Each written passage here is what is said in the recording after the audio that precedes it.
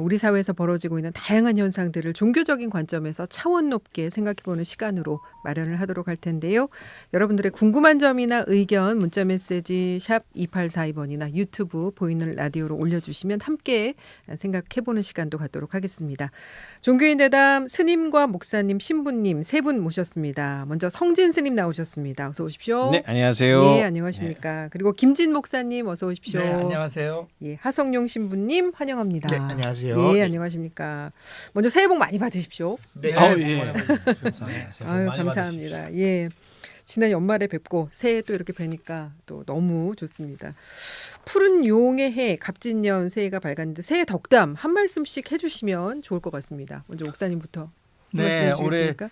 새해는 맞았는데요. 많은 사람들이 그 과거를 추억하는 걸 좋아하다 보니까 과거의 나쁜 일까지 추억하는 경우가 좀 있어요. 그래서 우리가 새해는 과거는 이미 지나갔으니까 지나간 것은 지나간 대로 의미가 있다. 네. 노래 가사 말처럼 예. 남겨두시고 이제 앞날을 바라보면서 희망찬 새해가 되기를 바랍니다. 아, 네. 감사합니다. 예, 스님. 올해는 부디 우리 모든 사람들이 서 있는 그 자리에서 반드시 이 주인처럼 객이 아니라 주인처럼 자신의 뜻을 펼치시기를 바라겠습니다. 아, 예, 감사합니다. 예, 신부님. 네, 그 용은 하늘로 승천을 하잖아요. 네네. 그래서 모든 분들의 선한 좋은 바람이 하늘에 가 닿기를 바라겠습니다. 아유, 감사합니다. 일단 먼저 그 우리 만남 중창단 세 분하고 원불교 박세용 교무님까지 책을 출간을 하셨더라고요. 저희가 유튜브와 보이는 라디오로 책을 좀 보여드릴 텐데요. 제목이 종교는 달라도 인생의 고민은 같다. 아, 책 제목이 참 인상 깊습니다. 세 분께서도 고민이 많으신가요? 이제 고민이 그러니까 네. 이제 고민이 없을 수는 없죠. 모든 일에 이제 어쩜 종교인들은 더 행동하고 말을 할 때 훨씬 더 많이 생각을 더 하고 예. 어쩌면은 그리고 또 현상적으로 벌어지는 많은 신도분들 그리고 또 사회적인 분들 사회적인 현상들에 대해서 훨씬 민감하게 같이 공감하고 그 부분에 대해서 또 통감도 하는 부분이 있지만 대신 그것 때문에 이제 고민 때문에 각자의 삶을 이렇게 우울하게 만든다거나 침울하다거나 그 고민을 위해서 오히려 마음이 어두워지는 것을 이제 어쩌면은 종교가 가지고 있는 긍정의 힘, 그다음 믿음을 통해서 이제 막고 있는 것이지 고민이 아예 없을 수는 없죠. 네. 고민이 많으세요, 신부님? 저는 뭐 스님 말씀하신 것처럼 네. 세상에 대한 고민은 당연히 많고요. 예. 저에 대한 고민은 없는데 저는 이제 두 분이 제 성격을 이제 어느 정도 아시지만 저는 안 되는 건 아예 바라지도 않기 때문에 기본적으로 저에 대한 고민은 없는데 이제 개인적인 고민은 예. 노래하는 게 항상 고민이죠. 노래하는 거. 네, 같이 노래하는 거. 네.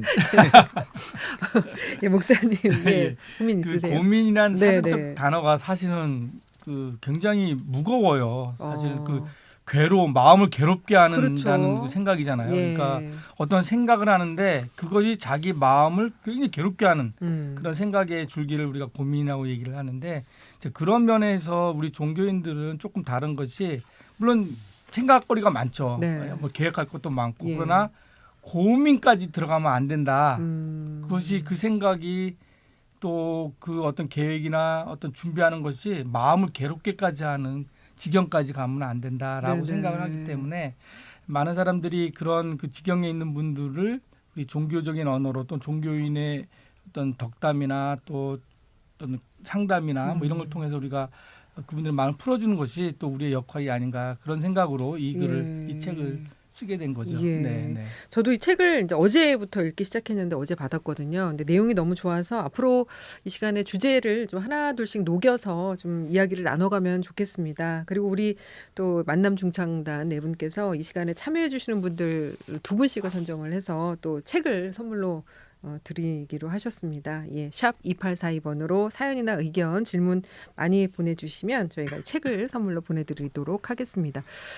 0796님께서 오늘도 불교방송으로 하루 시작했습니다. 스님, 신부님, 목사님 세 분의 3인 3색 대담 오늘도 기대됩니다. 세 분 말씀에 귀 기울이겠습니다. 책도 받아볼 수 있다면 갑진년 새해 값진 선물이 될 것 같습니다. 하셨습니다. 예, 0796님께 예, 책 보내드리겠습니다. 샵 2842로 주소와 성함 보내주시면 댁으로 보내드리도록 하겠습니다. 자, 오늘 첫 주제는 이 얘기부터 좀 나눴으면 합니다. 세 분께서도 이재명 민주당 대표 피습 소식 들으시고 좀 충격을 받으셨을 것 같아요. 그러니까 지금까지 경찰 조사 내용으로 봤을 때는 이념에 의한 확신범일 가능성이 높고 범행을 저지르기 전까지 상당히 치밀하게 계획한 점들이 드러나고 있고 심지어 조력자까지 또 어제 추가 체포되는 일이 있었고요.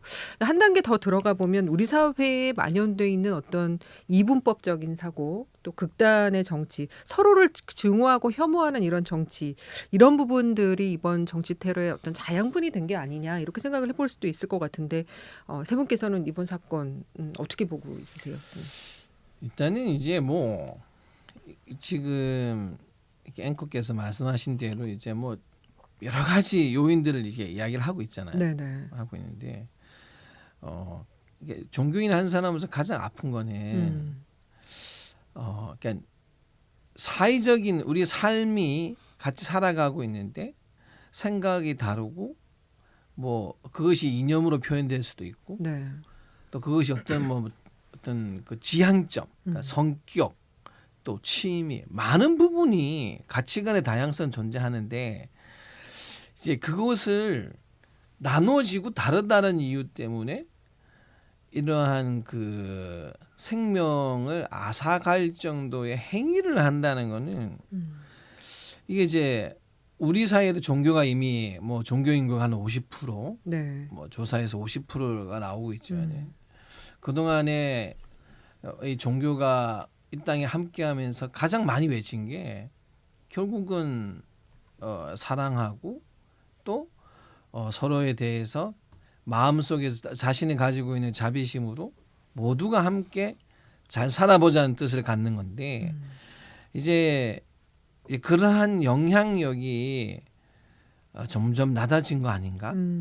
우리 사회가 그러한 선한 영향력을 더 많이 가져서 혹시나 마음 안에 누군가에 대해서 받아들이지 못하고 매우 원망스럽더라도 행동으로 옮기는 것이 그런 전반적인 분위기에서 이렇게 좀 자제되는 게 좋은 사회거든요. 네네. 그렇지 못한 면들이 이제 단면적으로 나오는 것 같아서 종교인이라는 사람으로서는 매우 이제 아프고 또 저희들이 그동안의 역할에 대한 부분도 한번 돌아보게 되죠. 예. 목사님은 이번 사건 어떻게 보셨어요? 저는 이제 이번에 특별히 정치인에 대한 피습이었지만 사실은 그 전에도 우리가 지금 뭐 무차별 지금 폭력 사건이 많이 있었잖아요. 많이 사회적 있었죠. 분위기가. 예. 그래서 그런 그 더 정말 그 생명을 위협하는 그런 것이 많이 있었는데 저는 그 뭐 하나의 문화 또는 기운이라고 표현할 수 있는 어떤 그 우리 사회 안에 퍼져 있는 것 중에 하나가 그 미움에 대한 그 미움의 정서 네네. 이것이 극대화되고 있지 않나.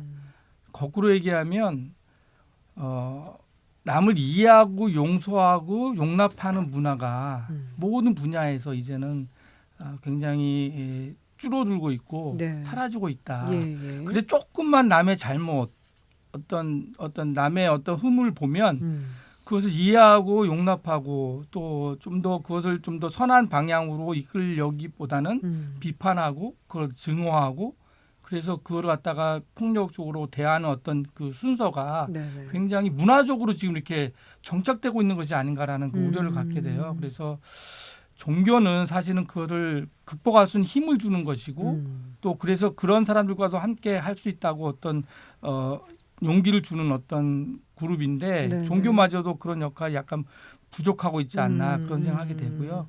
그러니까 정치 관련해서도 이 그 간디 선생님이 그런 말을 한 적이 있어요. 예. 그 사회 악 7가지가 있는데 그 중에 이제 정치 부분에 있어서는 뭐라고 말씀하셨냐면 원칙 없는 정치는 그 사회 악이다 이렇게 얘기를 했거든요. 원칙 없이 어떤 정치 행위를 하는 것 그것은 이제 사회 악이다 이렇게 예. 표현하셨는데 우리 정치인들도 사실은 나름대로 원칙이 있다고 저는 생각이 들어요. 근데 그 원칙이 정말 세상을 이롭게 하고 백성을 이롭게 하는 그런 원칙이라고 스스로는 생각하고 말은 그렇게 하는데 네. 그 원칙을 지키지 않는 거죠, 사실은. 네, 그런 면에서 많은 혐오적인 어떤 발언이나 이런 것들이 이루어지게 되고 또 그런 것들을 조금 전에 말씀드린 대로 이해하고 잘못하는 것을 지적할지언정 그들을 미워하고 그들을 혐오 그리고 그를 폭력적으로 표현하는 이런 문화가 정치 안에서 계속해서 일어나고 있다라는 것이 참 우려되는 거죠. 네, 네. 지금 말씀하신 것처럼 정말 언제부턴가 세대와 세대 간의 어떤 갈라치기, 또 페미 혐오, 여성이라는 이유로 남성이라는 이유로 증오하고 이런 증오와 혐오가 각종 사건 사고로도 이어진 경우가 많았었어요. 신부님은 어떻게 보셨어요? 그 이제 기본적으로 이제 사회의 다양성이 있기 때문에 그 사회가 건강한 거잖아요. 네. 근데 이제 어느 순간부터 우리 사회가 다른 사람을 못 받아들이는 수준을 넘어서서 다른 사람을 인정하지 않는 단계까지. 그래서 예를 들어서 제가 스님이나 목사님을 어떨 때는 같이 사는 신부님보다 더 많이 볼 때가 있거든요. 신부님들보다. 근데 예를 들어서 네네. 제가 목사님이나 스님을 보면서 저분은 왜 계속 절을 다니지? 나를 만나면서? 아니면 왜 저분은 왜 계속 교회를 다니지? 왜 성당에 안 오지? 이런 생각을 제가 안 하잖아요. 네네. 근데 이제 우리 사회에서 많은 분들이 그거를 왜 저분은 교회 다니지? 왜 저분은 성당 아니 절에 다니지? 이 수준을 넘어서서 네. 나랑 같이 성당에 다니지 않는 걸 참지 못하는 분들이 점점 많아지다 보니까 이제 세대 갈등이나 뭐 이제 성별 갈등이나 지역 갈등이나 정치적인 갈등이 이제 통제할 수 없는 수준까지 넘어서고 있는 건 아닌가라는 걱정이 있죠. 예. 진단을 이렇게 세 분께서 해주셨는데 또 이번 사건의 논점이 그 습격범 김 씨의 당적 논란으로 번졌어요. 그래서 지금 이게 민주당원이다, 과거에 국민의힘 소속이었다 이런 부분으로 관심이 모아지다가 경찰이 당적을 공개하지 않겠다 이렇게 밝혔습니다. 그래서 이게 이제 민주당원으로 드러나면 일부 유튜버들이 제기하는 이재명 대표 자작극 논란 쪽에 무게가 실리는 거고 과거에 국민의힘 소속이었다라고 하면 또 배우설이 확산을 하겠죠. 이런 부분들이 이제 국민적인 논란으로 확산되는 거, 가짜 뉴스로 퍼지는 걸 차단하기 위한 이유에서도 당적 비공개 방침을 정한 게 아닌가 싶은데 국민들 사이에서 이번 피습 사건을 두고 물론 이번뿐만이 아니긴 합니다만 가짜 뉴스가 최근에 또 엄청나게 유튜브나 뭐 이런 SNS를 통해서 확산하는 부분들은 어떤 시각으로 보고 있으세요? 먼저 목사님. 저는 이번 그 사건의 그 주변 언저리의 이야기들이 더 확산되는 거 보면 네. 좀 더 좀 슬픔을 느껴요. 이 사건의 본질이 무엇인가에 대해서 사람들이 좀 더 생각해 보면 오히려 이 사건을 통해서 정치 문화를 바꾸는 어떤 좋은 모멘텀으로 네. 사용할 수도 있는데 예. 오히려 이 사건의 그 비본질적인 부분을 더 사회화 시키면서 담론화 시키면서 사람들의 어떤 그 좋은 그 긍정적인 어떤 변화에 대한 기여보다는 네. 오히려 더 많은 혐오를 일으키고 더 많은 미움을 일으키는 그런 문화가 되는 것 같아서 좀 씁쓸한 그런 마음이 좀 있고요. 예. 저는 이런 어떤 그 가짜 뉴스를 만들고 또 이렇게 하는 것들이 사실은 아까 제가 말씀드린 그 정당들 또는 정치인들 또는 그 정당을 좋아하는 사람들이 갖고 있는 원칙이 예. 우리 정당이 또 우리가 지지하는 어떤 정당이 정권을 잡아야 된다. 어떤 어떤 그렇게 다스려야 된다. 권력 가져야 된다. 이런 것에 굉장히 좀 매몰되어 있지 않나. 그래서 네네. 우스운 현상이 아니라 어떤 피습을 당했다 그랬을 때 사람들이 먼저 딱 생각하는 것은 이것이 내가 지지하는 정당의 표에 어떤 그 권력 쟁취에 도움이 될까? 그 이해 타산을 따지는 어떤 그런 문화가 아주 일반화되어 있다는 걸 보면서 예. 그런 문화 속에서 이런 가짜 뉴스가 계속해서 나오는 것이 아닌가. 본래의 본질은 결국은 우리나라 정치가 이렇게 극단적인 혐오의 정치가 됐다는 것에 대한 반성과 또 그것의 어떤 표출이기 때문에 또 그런 것들을 좀 더 극복할 수 있는 그런 계기를 삼아야 되는데 오히려 이거를 정략적인 차원에서 생각하는 것을 정치뿐만이 아니라 예. 일반 국민도 예. 그렇게 생각하는 경향성이 이제 예. 높아졌다는 걸 보여주는 거죠. 예. 네. 스님께서도 유튜브를 하시니까 가짜 뉴스 보고 이렇게 깜빡 속은 적도 있으시고 좀 놀라기도 하시고 이런 적도 있으시죠? 뭐 전 지금도 어떤 분들은 달에 인류가 안 갔다고 저한테 이제 설명을 해주시길래 죄송하다 내가 달을 안 가봐가지고 나 안 가본 사람이 이거를 이렇게 말을 하려고 하면 참 어렵긴 한데 우리는 예. 사회에는 보편 타당성이라는 게 있다. 그러니까 상식이라고 하는 선이라는 것이 모든 진실을 파악하는 기준은 되지 못하지만 그래도 우리 사회가 한 사회가 어떤 방향성을 설정하고 사회가 존속하는 데 있어서는 그 상식이나 보편 타당성 속에서 질서를 만들고 서로의 이해를 하는데 서로를 이해하는데 기준으로 삼는다. 근데 그 말씀하신 대로 이제 가짜 뉴스다라고 하는 거는 우리 마음에 거짓말을 언제 할까? 거짓말을 할 때 왜 거짓말을 할까? 네. 뭐 이 마음을 쳐다본다면은 거짓말이 통하고 거짓말을 하는 게 진실을 아는 거 진실을 받아들이는 것보다는 나의 생각과 뜻에 맞아버리면 그게 편하고 좋은 거죠. 그러니까 몸에 안 좋아도 습관 들면 먹고 네. 먹고 싶은 거를 먹고 싶지 몸에 좋은 걸 안 먹고 싶잖아요. 그러니까 우리가 이미 우리 사회가 어떤 사실 현상을 바로 보고 네. 그게 내가 생각하는 가치에 벗어나도 현상을 받아들이는 자세를 갖는 게 아니고 내가 지금까지 알고 있고 그냥 생각한 대로 세상이 보여지기를 원하니까 또 그걸 잘 안 하시는 분 그런 같은 생각을 가진 분들은 그래 내가 본 거를 사실로 만들고 싶고 또 그러면 그 마음을 가진 분들은 그것이 한번 또 다른 누군가에 알아보고 이게 다른 정보를 취하려고 하는 노력을 하기보다는 바로 그냥 그치 입에 딱 맞구나. 내가 그동안 생각한 거 맞아. 예.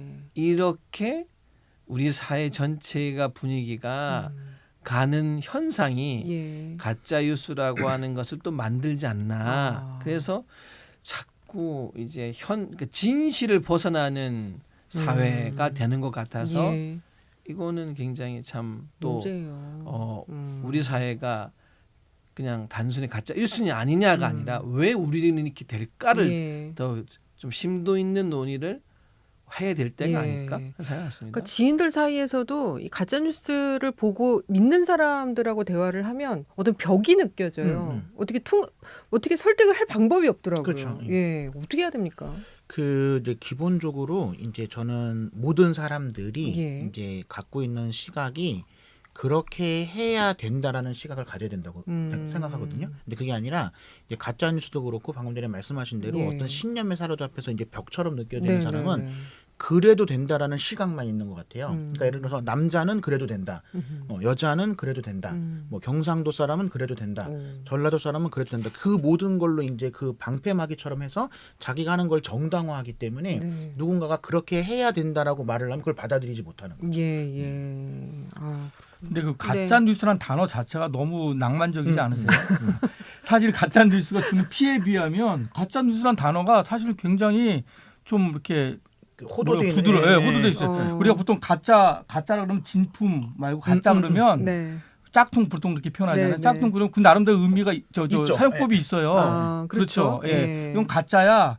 진짜는 아니야. 근데 마셔도 돼. 뭐 이런 게 있어요. 그런데 가짜 뉴스는요. 정말 이번 사건에 보듯이 정말 생명이 왔다 갔다 할 수 있는 거거든요. 그래서 저는 가짜 뉴스란 단어 자체도 너무 낭만적이어서 좀 바꿔야 된다. 아예 그냥 뭐 없을까요? 뭐라 그러니까 거짓 뉴스다. 완전히 거짓. 완전 이거는 낫겠는데요? 이거는 완전 거짓인 거죠. 가짜 정도가 아니고. 그런데 가짜는 약간 귀여운 느낌이 그쵸, 나죠. 그쵸. 근데 이제 뉴스란 단어 앞에 가짜도 이런 형용사가 약간 뜨거운 맞나요? 아이스 아메리카노? 그렇죠.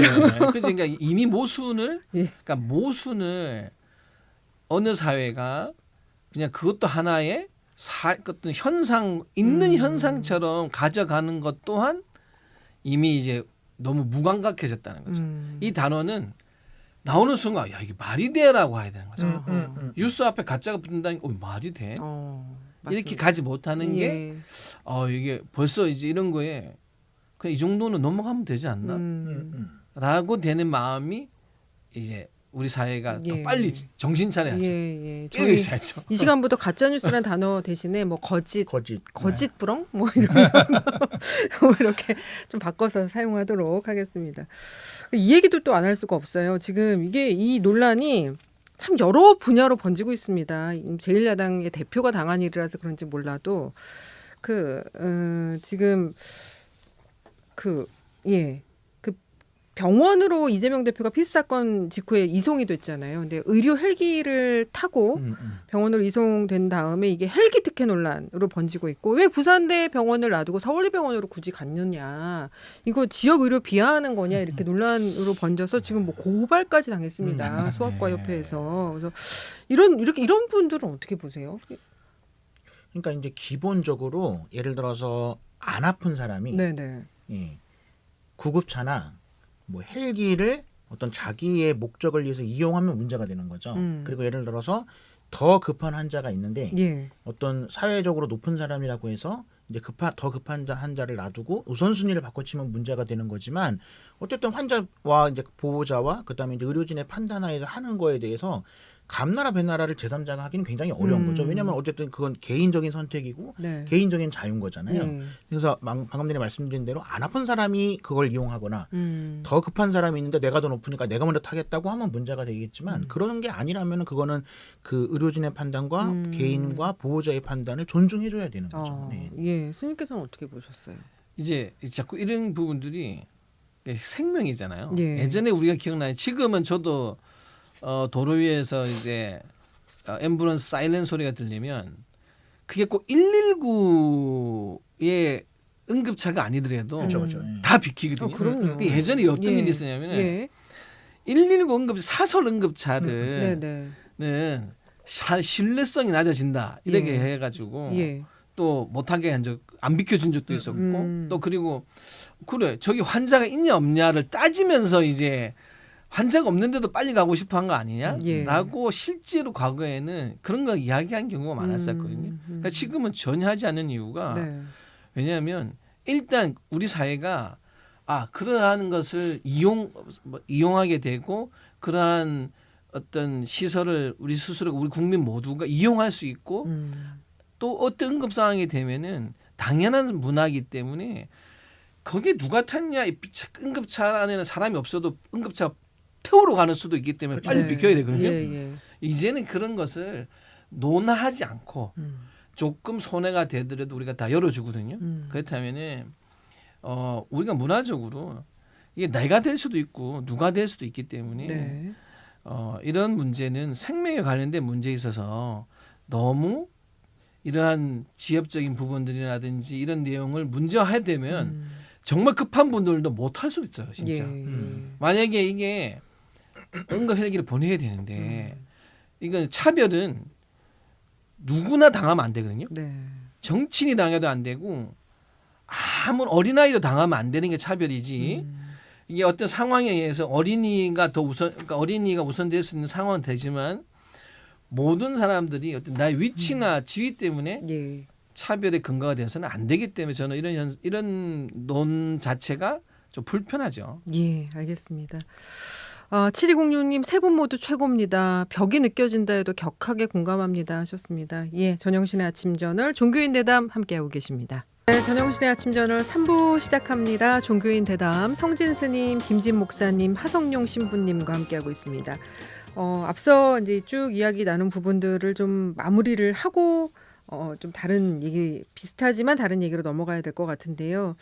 이번 그 사태를 통해서 정치권에서 이번 그 이재명 대표 피습 사건 통해서 정치권에서 이제 증오의 정치를 좀 퇴출시켜야 된다 이런 자정의 목소리가 나옵니다. 21대 국회 들어서 모욕적인 언사, 욕설, 뭐 인신공격, 명예훼손이 유난히 난무했던 것도 사실인데요.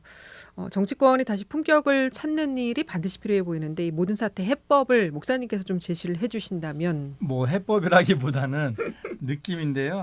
예. 사실 정치인들은 자신들이 다음 선거나 다음 어떤 그 자리 때문에라도 공개적으로 이렇게 모욕적인 언사나 증오 언어를 잘 하지는 않는 것이 일반적이었어요. 예. 예. 그렇죠. 그리고 그래서 왜냐하면 국민의 그 눈치를 봐야 되니까요. 네. 그래서 사실은 제가 볼 때 지금도 그렇게 뭐 21대 국회에서 특별히 많이 늘었다기보다는 저는 그것을 담론화시키는 그룹들이 저는 오히려 문제가 아닌가. 예를 들어서 어떤 특정 정당이나 특정 정치인을 지지하는 유튜브 방송이라든가 다양한 매체들 속에서 네네. 그 사람들이 생산해내는 여러 가지 언어들, 표현도 이런 것들이 과부하돼가지고 우리 평 듣는 사람들은 그것에 대해서 오히려 더 흥분하게 되고 또 혐오하게 되고 미움이 증폭되는. 예. 그래서 저는 그 정치인들도 물론 뭐 당연히 어떤 그런 모욕적 언사나 욕설이나 이런 것을 조심해야 되겠지만 혹시라도 그분들을 지지한다는 의미에서 부한 내동하는 그런 문화는 없어야 된다. 네네. 그것이 오히려 일반 시민들한테는 더 영향을 주는 것 같아요. 예, 네. 예, 알겠습니다. 자, 이재명 대표 피습 사건으로 본 증오의 정치에 대해서 이야기를 나눴는데요. 물론 이제 앞의 사건과 결은 상당히 다릅니다만은 대부분의 사람들은 마음속에 크든 작든 어떤 증오나 적개심을 품고 또 살아가는 경우가 생기더라고요. 그래서 이제 우리 마음속에 증오의 감정에 대해서 좀 이야기를 했으면 합니다. 일단 증오는 어디에서 오는가? 각 종교적 관점에서 조금 말씀을 해주셨으면 좋겠는데요. 먼저 신부님. 기본적으로 증오는 제가 아까도 말씀드린 것처럼 다름을 받아들이지 못하면 이제 그 다음부터 증오가 시작되는 거죠. 점점 예. 확산되는 거고. 예. 예, 경전에 네, 이제 불교 경전에 이렇게 나와 있거든요. 예, 그 조급함은 증오 적개심을 나타내게 한다. 그 조급함은 증오심을 나타내게 한다. 그 조급함이라는 표현을 통해서 알 수 있듯이 뭐냐면 결국은 우리 마음에 여유가 없으면 마음에 여유가 없으면 결국 어떤 것이 들어와도 넘치게 되는데 주로 넘치는 것은 약한 쪽으로 그다음에 또 내가 어느 방향으로 쏟아붓고 싶은 쪽으로 이게 확 밀려나가는 게 넘칠 때는 현상이거든요. 네네. 그러니까 우리 마음 우리가 이제 어떠한 조금 불만이라든지 마음에 들지 않는 부분이 있더라도 여유가 있으면요 소화해냅니다. 네. 지금 정말 진짜 정말 오늘 너무 좋은 일이 있었어요. 흔히 말해서 뭐 우리 흔히 요즘 뭐 가장 좋은 일이라는 게 무슨 뭐 당첨되거나 이러면 그날 누군가 나 앞에 물을 쏟던 옷에다가 뭘 실수를 해도 아유 괜찮다고. 우리 책 당첨되신 청취자분도 감사하다 막 이렇게 정말 좋아하시네요. 오늘 하루 너무 기분 좋다 할 수 있는 게 예. 마음의 여유가 없으면 마음의 여유가 없으면 현상이 조급함을 나오거든요. 조급함은 특히 그 마음은 저도 이제 부처님 경전 말씀처럼 다양한 감정 중에 특히 네. 증오와 적개심, 분노를 더 많이 만들어낸다. 예. 그런 것을 말씀드리고 싶죠. 예. 그 미움, 증오 이게 얼마나 무서운지에 대해서 조금 우리가 좀 생각을 해볼 필요가 있을 것 같아요. 그러니까 우리가 미움이라 생각하면 그냥 감정이니까 네네. 그냥 내가 미우는 거 저 사람 내 미움을 모르게 할 수도 있잖아요. 네네. 속으로 예. 증오하고 미워할 수 있어요. 그런데 우리 예수님 말씀에 예. 이런 말씀이 있어요. 너희가 그 율법에 보면 네. 살인하지 말라 그랬는데 예. 누군가를 미워하는 것이 곧 살인하는 거다. 그러니까 살인한 행위가 문제가 아니라 그 전에 네 안에 미움인 마음이 있으면 그것이 살인이다라고 예수님께서 말씀하신 네, 것이 네. 있거든요. 그러니까 예를 들면 제가 누구를 계속 미워하잖아요. 그 미움이 그 사람 죽인다는 거예요. 실제로 생물학적인 것도 죽일 수가 있어요. 그리고 꼭 생물학적이 아니어도 그 사람이 갖고 있는 여러 가지 어떤 정서적인 것, 어떤 여러 가지 어떤 감정 이런 것도 죽일 수가 있거든요. 그렇죠. 지금 사회 여론이 어떤 사람을 금땅주로 미움의 문화로 가면 그 사람이 죽어요. 그런 것도 우리가 지금 요새 사회 현상에서 보잖아요. 네네. 그런데 그것이 굉장히 비과학적인 것이 아니라 굉장히 과학적인 것이다. 예. 그래서 우리가 미움이 자기 안에 생기는 것을 용납해서는 안 돼요. 그러니까 이걸 너무 자연스럽게 당연하다 생각하는 것 같아요. 근데 미움이 생기기까지는요. 네. 사실 수많은 감정들이 축적된 거거든요. 그렇죠. 그 사람에 대한 생각과 이해와 이것이 끝까지 가다가 부정화된 것이 이제 미움이 되는 거기 때문에 네. 미워할 자기 미움이 생기려고 하는 그 마음의 여지를 둬서는 안 된다. 그리고 예. 미움이 굉장히 무서운 거다라는 것을 좀 그렇죠. 알면 예. 미움이 감염될 때 아차 내가 이러면 안 되지라고 좀 절제할 수 있지 않을까 생각이 목사님은 들어요. 어떻게 네. 그런 미움의 마음이나 화를 좀 절제를 하세요? 뭐 저는 이렇게 다 사랑스러워요. 이렇게 보통 그럼 마음이 아예 안 드세요? 뭐 미워한다. 그러니까 내가 미움이란 감정을 몰라서 문제가 된 적이 있어요. 내가 어. 50이 돼서야 미움이란 걸 알았어요. 사실은 어. 그 전까지는 내가 그렇게 무슨 근데 사실 이걸 미워한다는 게 뭐지를 몰라서 막 이렇게 좀 묻고 다닌 적도 있어. 근데 내가 미움을 당해보고 예. 실질적으로 내가 하니까 내 안에 나도 미움이 생기더라고요. 그래서 이게 바로 미움이란 걸 알고 그때를 알게 됐는데 그래서 사람들이 미움에 대한 어떤 너무 그 방심하는 것 같아요. 예. 내가 미워하는 것도 마치 특히 뭐 그 사람의 사랑의 표현이야 뭐 이런 식으로 그러지 마시고 조금 더 우리가 좀 긴장해야 된다. 그 부분에 대해서 좀 생각을 합니다. 예. 네. 스님도 화가 나실 때가 있으신가요? 저는 제가 출가를 해서 스님이 되고 한 것 중에 가장 감사해하는 거는 화를 내면 부끄러워할 수밖에 없다는 거. 스님이 왜 화를 내세요? 네네네. 매우 부끄럽습니다. 예. 그건 저는 제가 이 길을 가는 데 있어서 가장 그 가치를 둔다면 네.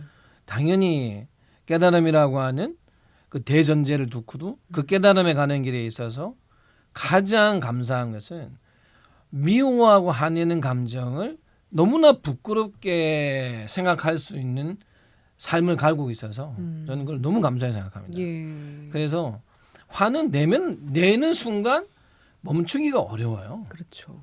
그냥 화를 안 낼 생각을 해야 되는데 화를 낼 생각을 하는 순간부터는 이거는 자기가 제어할 수 없어요. 그러니까 불을 마치 이런 거예요.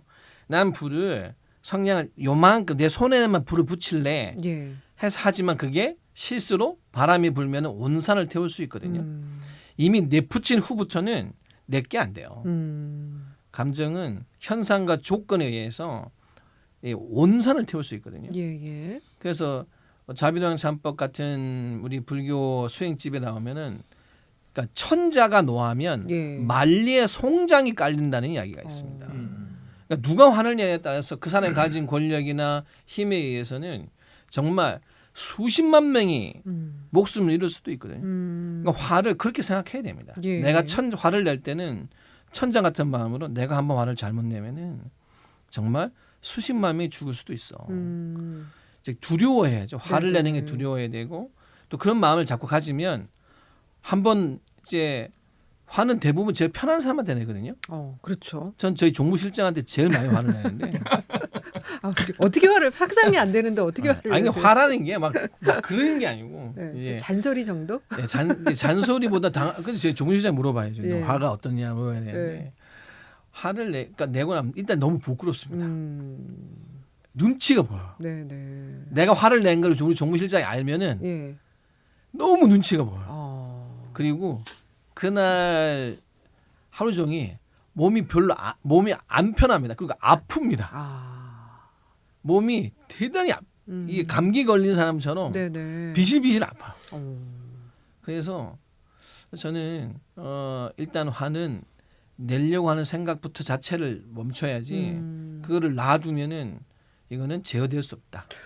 참 보통 사람들은 화를 참으면 병이 된다고 하는데 스님께서는 화를 내면 병이 나시는 그게 이제 예. 굉장히 잘못된 표현이죠. 예. 화는 내면 아파야죠. 네. 그렇군요. 예. 신부님은 어떠세요? 화 좀 나시는 일이 있으신가요? 제가 이제 신학교에 가고 난 다음에는 어떤 미움이나 분노나 화를 이제 스님 말씀하신 대로 이제 안 가지려고 노력을 했는데 제가 이제 신학교에 가기 전에는 이제 미움, 분노, 화가 많았거든요. 네. 근데 그게 통제할 수 있다고 생각을 하니까 미움, 분노, 화를 갖고 있더라고요. 근데 그게 시간이 점점 지나면서 보니까 나를 망칠 수도 있다라는 생각이 들더라고요. 근데 대개의 경우에 우리가 미워하거나 분노하거나 화내는 대상이 좋아하는 사람은 아니잖아요. 물론 그렇죠. 좋아하는 사람한테 사는 경우도 있지만 대개의 경우는 좋아하는 사람이 아닌데 굳이 내가 좋아하지 않는 사람 때문에 내 인생을 망칠 이유는 없다라는 생각이 들었어요. 그래서 미움, 분노, 화를 마음속에 오래 품고 있으면서 예. 할 수 있는 이제 착각 중에 하나는 뭐냐면 내가 이걸 통제할 수 있다고 하는 건데 그건 예. 통제하지 못합니다. 대개의 경우는 그리고 상대방을 망치는 경우보다는 나를 망치는 경우가 훨씬 더 많죠. 예. 그 사실 증오의 감정은 비단 어른뿐만이 아니라 어린 아이들 때부터 이렇게 좀 어떻게 다뤄야 되는지를 좀 가르쳐야 되지 않을까요? 그렇죠. 예. 꼭 그래서 그렇다기보다는 예. 이제 특히 이제 요즘에 성당에서도 좀 그런데 이제 성당에서 이제 캠프 뭐 2박 3일 그렇죠. 뭐 애들 예, 캠프를 예. 가다 보면 집에 형제가 있는 아이들은 분노를 조절하거나 화를 조절할 줄 알아요. 예, 왜냐면 이제 같이 살아야 되니까. 네네네. 근데 이제 홀로 자란 애들은 예. 그거를 누가 옆에서 얘기를 하더라도 듣지를 않는 경우가 주로 많거든요. 그래서 물론 이제 뭐 홀로 자란 애들이 다 그렇다 이렇게 뭐 단적으로 얘기할 수는 네네네. 없지만 그래서 이게 사람하고 같이 살면서 내가 화내고 싶다고 해서 내 맘대로 하면 안 된다는 걸 좀 알 필요가 있는데 근데 요즘에는 뭐 개인의 자유일 수도 있고 아니면 뭐 개인의 인권일 수도 있고 아니면 그냥 혼자 살아도 별로 부족함을 몰라서 그럴 수도 있고 이거를 조절하거나 통제한다고 했을 때 그걸 억압이라고 느끼는 분들이 많은 게 조금 문제가 되지 않나. 그러니까 함께 사는데 어려움이 있으면 자기가 고쳐야 되는데 네네. 함께 사는데 어려움이 있으면 함께 안 살아도 상관없다라는 인식이 너무 커지는 게 좀 문제가 아닐까. 그렇군요.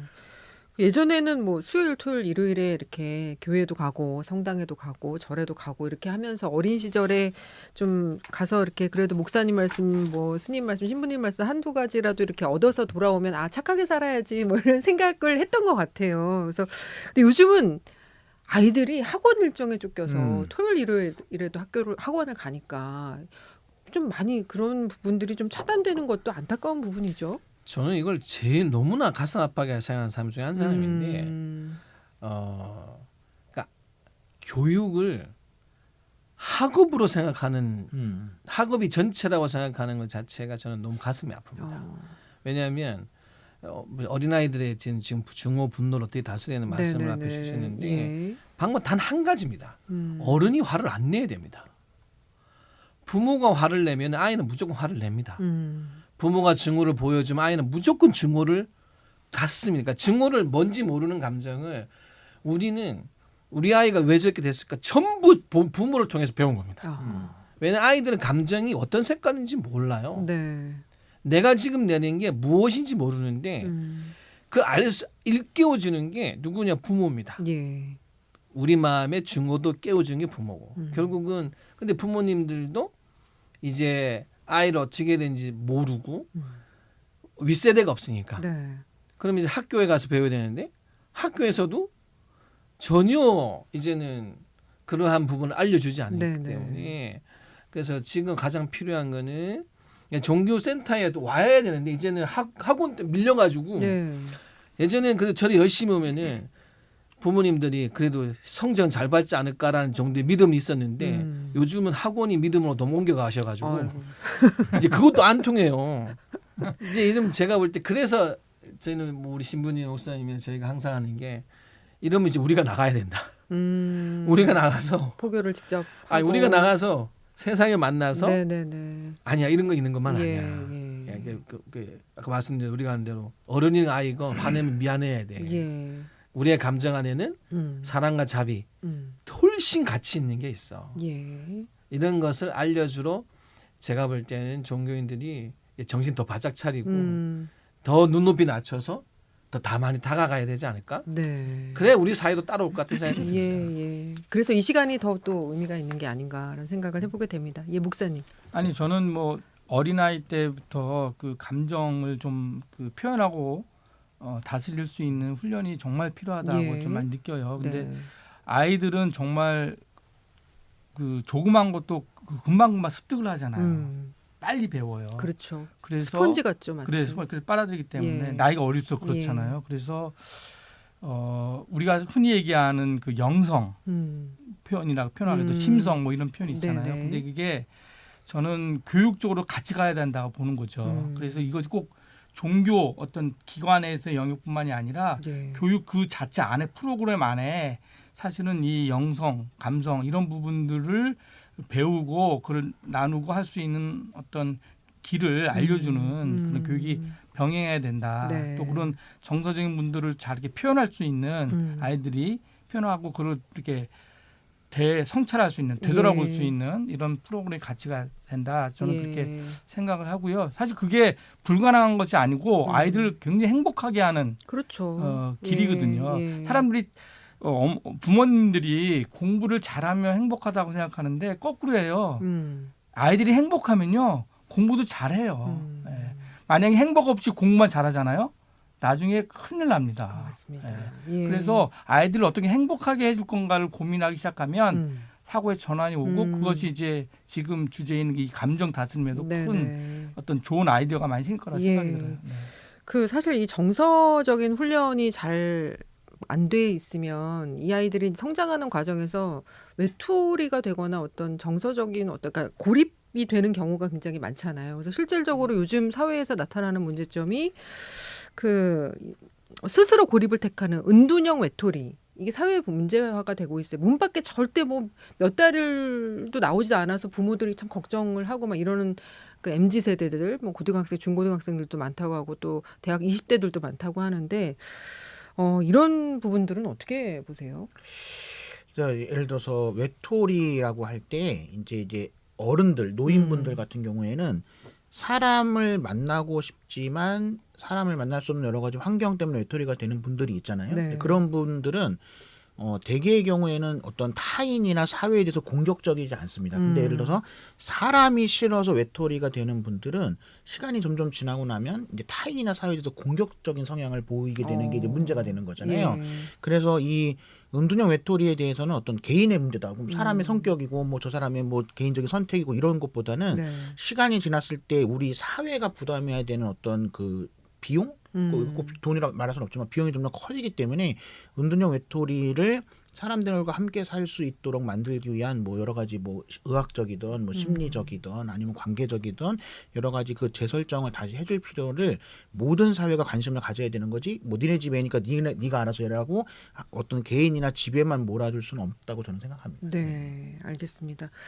그 시간 관계상 이제 좀 마무리를 해야 될 것 같습니다. 그래서 끝으로 자존감이라는 부분을 또 생각해 보지 않을 수가 없는데요. 예, 스님.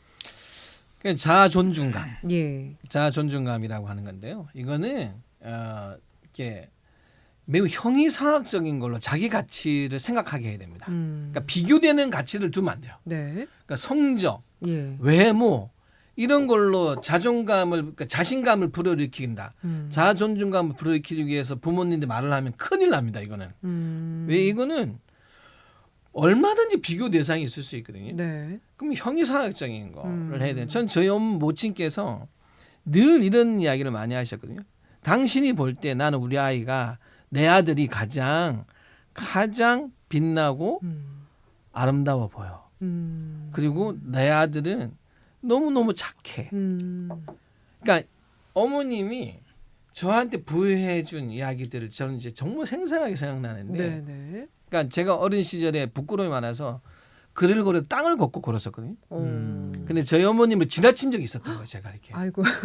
근데 저희 어머니 그때 바로 붙잡고 막 넌 왜 안 이렇게 한 게 아니고 한 꽤 지난 뒤에 토요일 날 됐나 어머님이 고구마를 저를 앉혀놓고 네네. 당신 품에 이렇게 무릎에 앉히고 예. 고구마를 까주시면서 저한테 하신 이야기예요. 나는 우리 아들이 세상에 제일 얼굴이 눈물 날 제일 것 잘생긴 것 같아요. 같아. 예, 예. 그런데 그 얼굴 잘생긴 얼굴을 길을 가다가도 보고 싶어 엄마는. 진짜 그게 제가 초등학교 2학년 들은 것 같은 말인데 뼈골에 새겨졌어요. 즉 그게 왜 그러냐면 어머니가 안고 고구마를 까준 사랑을 주면서 하신 말씀이거든요. 결국은 자존감은 부모가 자식을 사랑하는 마음에서 전달될 수 있고 예. 이 세상 어느 누구와 비교될 수 없으며 시간이 지나도 깨지지 않는 사랑과 믿음을 부여해 줬을 때 이 네. 자존감은 생기지. 자존감은 상처받은 누군가에서 상처를 받는 건 자존감이 아니에요. 자존감은 상처받지 않는 다이아몬드와 같은 마음이라는 거. 네. 저는 꼭 말씀드리고 싶어요. 예. 자, 오늘 종교인 대담 정규로 편성되고 첫 시간인데요. 함께 해주시기로 한 세 분, 우리 목사님, 신부님, 스님께 다시 한번 감사의 말씀 드리겠습니다. 끝으로 마무리 말씀 또는 소감 하시고 싶은 말씀 한 말씀씩 한 30초씩 부탁드리겠습니다. 마무리 이야기로 저희 네 사람이 네. 제주도에서 내일 어. 큰 콘서트를 합니다. 콘서트요. 네. 요 만남 중창단 콘서트군요. 그렇죠. 만남 예. 중단단인데 사실 저희가 주인공은 아니고요. 네. 저희는 이제 협연을 하는 건데요. 저희가 후원하는 네. 그 종로 어린이 청소년 오케스트라가 있어요. 네네. 하울 오케스트라라고. 예. 이번에 하울 오케스트라가 제주도에서 캠프를 하고 공연을 하는데 저희가 함께 합니다. 그래서 네. 우리 제주도에 사시는 분들 시간 되신 분들이 계시면 내일 제주 아트센터 7시에 저녁 네, 7시. 저녁 7시에 예. 좋은 공연이 있습니다. 네. 저희들도 만날 수 있고요. 예. 꼭 참 함께 해주면 고맙겠습니다. 내일 네. 저녁 7시에는 제주 아트센터에서 뵙겠습니다. 예. 신부님도 한 말씀 해주시죠. 네, 우리 사회가 분명히 긍정적인 부분도 있고 건강한 부분도 있는데 이제 너무 어두운 부분에 휩싸이지는 마시고 긍정적인 부분을 많이 보셨으면 좋겠습니다. 감사합니다. 예수님. 예, 좋은 아침이라는 게 꼭 우리 사회에 나쁜 뉴스, 그러니까 슬픈 일이 없어서 하는 마음이 아니거든요. 네네. 어둠이 있을수록 항상 우리 스스로의 마음은 밝게 가지려고 예. 늘 좋은 아침 맞으려는 마음 자세를 꼭 가졌으면 합니다. 감사합니다. 자, 종교인 대담 오늘은 여기까지 이야기 나누겠습니다. 지금까지 하성룡 신부님, 김진 목사님 그리고 성진 스님 함께해 주셨습니다. 세 분 감사합니다. 네, 감사합니다. 감사합니다.